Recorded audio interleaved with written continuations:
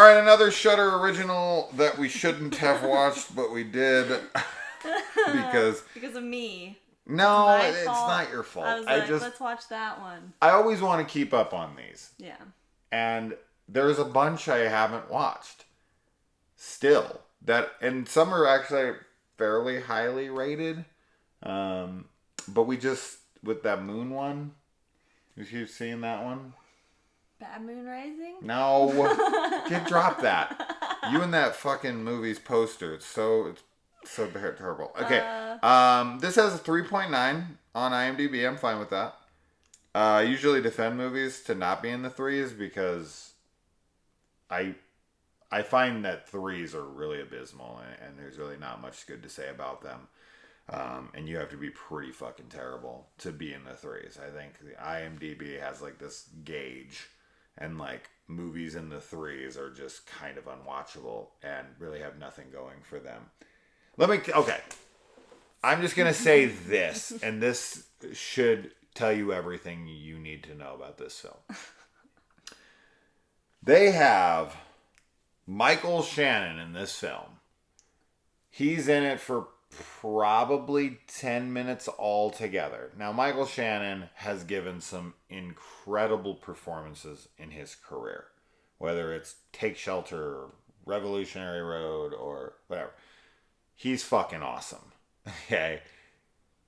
Somehow, they took him and made him pretty terrible. Which I was shocked about. Because there's a scene at the end. This last like 10 minutes might be one of the most abysmal last 10 minutes I've ever watched in a film. She found it entertaining because like she thought it was like a dream or something. Yeah, and she was like, it's gotta be because it's so awful. It just can't be real.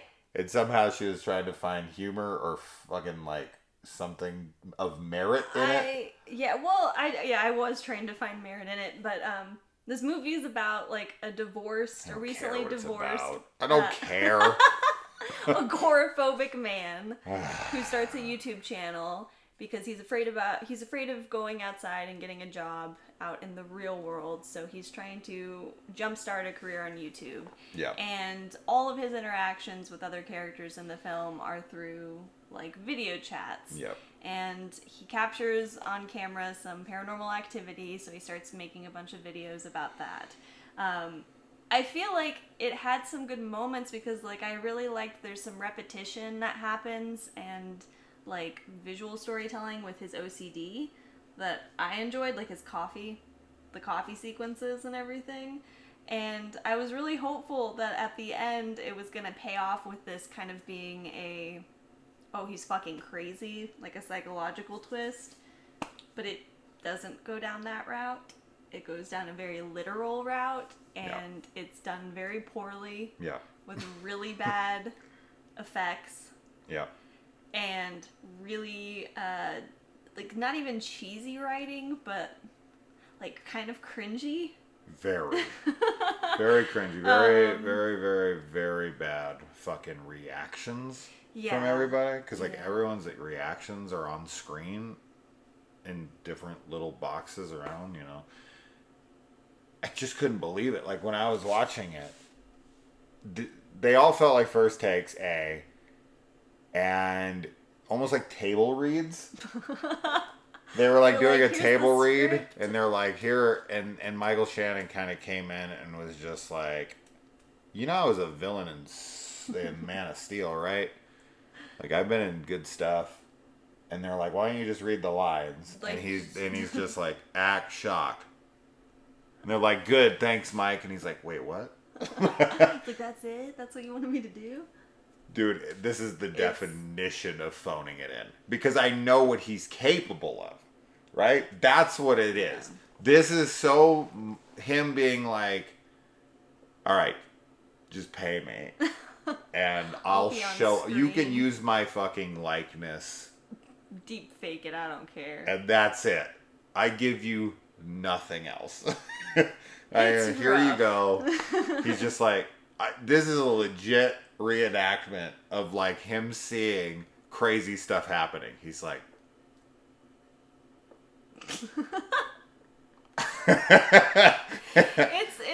It is really rough because I mean that's what I thought it was going to be, some kind of fever dream sequence because it was so ridiculous. But unfortunately, this isn't one of those movies that I think you can watch for its like bad quality and still get entertainment. Like we've talked about so many B films, you know, that are cult classics because they're so awful.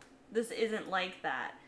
Like there's maybe one moment that's like that for me that I will remember forever because it's like the funniest and most insane thing at the end. But the rest of it is just, it's just not good. Let me ask you guys a question. If someone removed a part of their body and sent it to you in the mail and everyone else was watching, you received that package, would everyone, like, I don't know, freak out? Maybe say, like, whoa, that's a lot? Maybe, like maybe exit the call or call the police or anything? Depends what body like, if I cut off something of myself and just, like, gave it to you, would that, like, I don't know, thwart your desire to talk to me? or like, I don't know, contact the authorities or like press end call just hang or up. Be, I don't know, just more upset about it. More like, what the fuck is going on? Why have you removed parts of your body? The non-reactions from people in the most insane situations. But that's why with like fucking TikTok filters for special effects. Legit TikTok filters. How did you afford Michael Shannon? That's where the budget, that's where they were like, budget went. You can have effects, or we can get Michael Shannon for 3 minutes. He'll just come in, table read. You got to film it, and he's got to go. Or we can, you know, and we can use TikTok filters. And they're like, TikTok filters and Michael Shannon table read. Sign me up. The non-reaction is what I find funny, though. Like, that part, that scene is funny because it's so unbelievable. And so unbelievably bad. Yeah. But the movie overall was a big failure. It was one of the reasons why we got super discouraged last week from watching more Shudder originals. Because we were like, oh shit. Like, there were some others that you were looking at that were in the 3s as well. Yeah. So we were scared. Because sometimes people are stupid and they don't know a good movie when they see it. And sometimes they're spot on and they're like, don't watch this movie, I'm warning you. I'm telling you, though, my fucking rule stands, okay? My rule stands. A movie in the 3s. Is it possible it's good? Yes. The percentage of possibility is so low, it's not worth the risk. Yeah. It's just not worth the risk. So I've just come to the conclusion that if it hits the 3s, and I've said this before on the channel, so I don't know why, 2 films in a row. We've reviewed 2 films tonight that were in the 3s. Yeah. We did it to ourselves. We did it to ourselves. 4s, the possibilities go up. I've seen a good amount of 4s, 4 point whatever, that I find, especially like a higher 4, like a 4.7 to a 4.9. I see good movies all the time in that range. But 3.9 and below, fucking forget it. I will see one film out of maybe 150, 200 films that I'm like, that was fine. Yeah. I'm never like, dude, you guys are crazy. This movie rules. That just does not happen. That's never going to happen, I don't think. Although the Book of Shadows, Blair Witch 2, was in the 3 point. It was a 3.9. Now it's at a 4.0. So there's exceptions. That's a rare exception, and so many people hate that film. They're dead wrong. We watched the movie recently. I think it was even the same night as that, where we watched the new Grudge movie that you showed me. The rating was like in the 4s. But that's a 4, yeah. I know, but that's like, I was just kind of using that as an example. Like, that movie is infinitely better than Night's End. Oh my god. And like, it's just night and We're day. just kind of losing our audience right now. Book of Shadows, Blair Witch 2, and the new Grudge movie. I'm defending these. You're defending these. I really like the new Grudge. Yeah. Blow me. Never mind that. This isn't good, and I don't recommend it to just my worst fast enemy. forward till when they're like at the end, like the last 10 minutes, and watch like This is the the kind one of scene that I don't want to for some reason spoil, even though we've like given so much away. There's a live stream happening. Go to that part. Yeah, just go to that part, because man, the next time you ask me if I want to watch one of these movies, I shudder to think. I'll shudder. That's why this is on Shudder. Yeah, because it makes you shudder. Yeah.